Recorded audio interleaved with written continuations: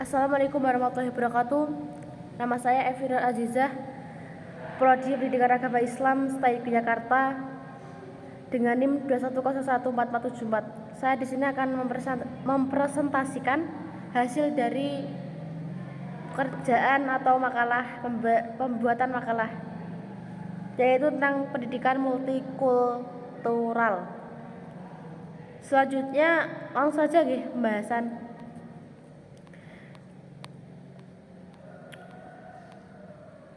Pengertian multikulturalisme.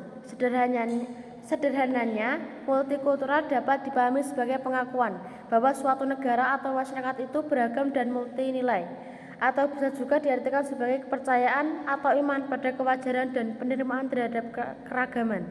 Istilah multikulturalisme setidaknya mencakup dua konsep yang sangat kompleks, yaitu multi yang berarti plural dan kulturalisme mencakup konsep kultur atau budaya. Istilah plural mengandung arti yang bersejenis-jenis, karena pluralisme bukan berarti sekedar pengakuan akan adanya hal-hal yang berbeda, tetapi pengakuan yang memiliki implikasi politik, sosial, dan ekonomi. Oleh sebab itu, pluralisme menyangkut dengan prinsip-prinsip demokratis atau demokrasi. Selain pengertian di atas, multikulturalisme juga berkaitan dengan epistemologi, tetapi konsep perkembangan atau perkembang ilmu pengetahuan berkaitan dengan kehidupan sosial. Yang selanjutnya yaitu konsep pendidikan multikultural, yaitu B. Pengertian pendidikan multikultural. Secara sederhana, multikulturalisme dapat dipahami sebagai pengakuan bahwa suatu negara atau masyarakat itu beragam dan multi nilai, atau dapat juga diartikan sebagai kepercayaan atau terhadap kewajaran dan penerimaan terhadap keberagaman menurut As-Sumardi Azra dalam Zakari, yaitu konsep multikultural setidaknya mencakup dua konsep yang sangat kompleks, yaitu multi yang berarti plural, kulturalisme berisi pengertian kultur atau budaya. Selanjutnya yaitu C. Tujuan pendidikan multikultural. Pendidikan multikultural ada dua, yakni tujuan awal dan tujuan akhir.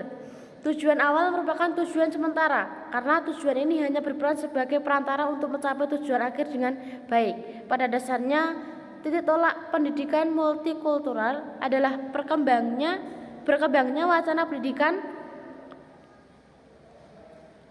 pengambil keputusan dalam dunia pendidikan dan mahasiswa jurusan ilmu pendidikan atau pedagogik atau mahasiswa umum.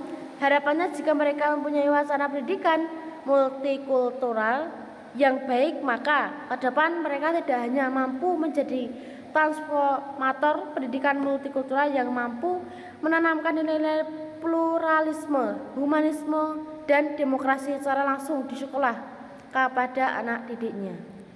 Padahal tujuan akhir dari pendidikan multikultural adalah agar peserta didik tidak hanya mampu memahami dan menguasai mata pelajaran yang dipelajarinya, akan tetapi peserta didik juga diharapkan memiliki karakter yang kuat, yaitu selalu bersikap demokratis, pluralis, dan humanis. Yang selanjutnya yaitu metode. 1. Metode dan pendekatan pendidikan multikultural. Sebagai sebuah konsep yang termasuk dalam sistem kurikulum, pendidikan multikultural biasanya menggunakan metode dan pendekatan yang berbeda. Metode berikut dapat digunakan dalam pendidikan multikultural adalah sebagai berikut, yaitu selanjutnya 2. Metode kontribusi. Metode ini siswa diajak berpartisipasi dalam memahami dan menghargai budaya lain. Yang selanjutnya yaitu metode pengayaan, yaitu materi pendidikan, konsep, tema, dan perspektif bisa ditambahkan dalam kurikulum yang tanpa harus mengubah struktur aslinya. Yang selanjutnya yaitu metode transformatif, yaitu metode secara fundamental berbeda dengan dua metode sebelumnya. Yang selanjutnya yaitu nomor 5, metode pembuatan keputusan dan aksi sosial, yaitu mengintegrasikan metode transformasi dengan aktivitas nyata di masyarakat.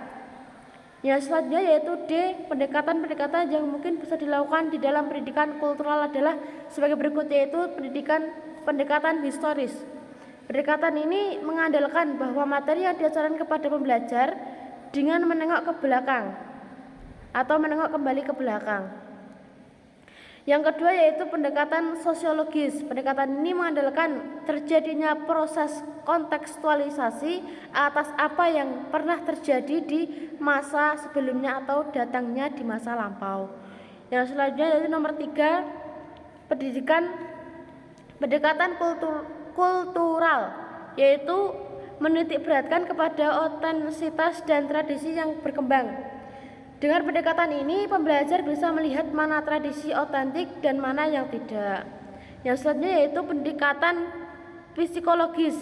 Pendekatan ini berusaha memperhatikan situasi psikologis perseorangan secara tersendiri dan mandiri.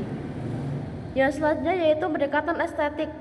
Pendekatan estetik pada dasarnya mengajarkan pembelajar untuk berlaku sopan dan santun, damai, ramah, dan mencari keindahan. Yang selanjutnya yaitu pendekatan perspektif gender. Pendekatan ini mencoba memberikan penyadaran kepada pembelajar untuk tidak membedakan jenis kelamin.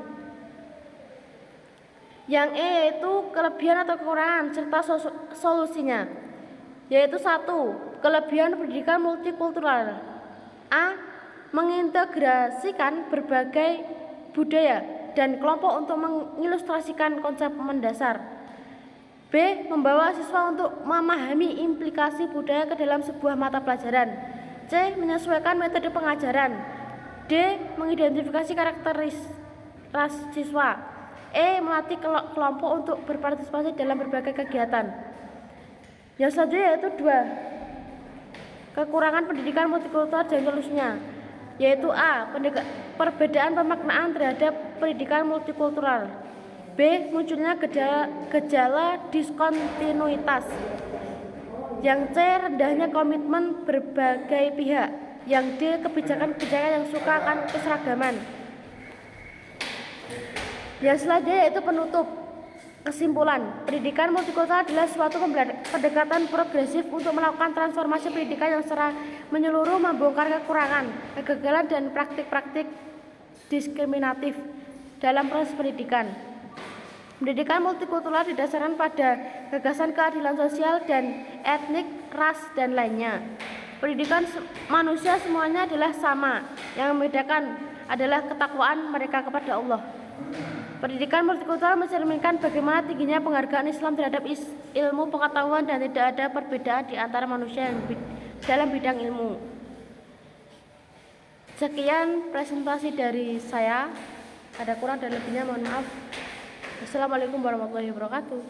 Terima kasih.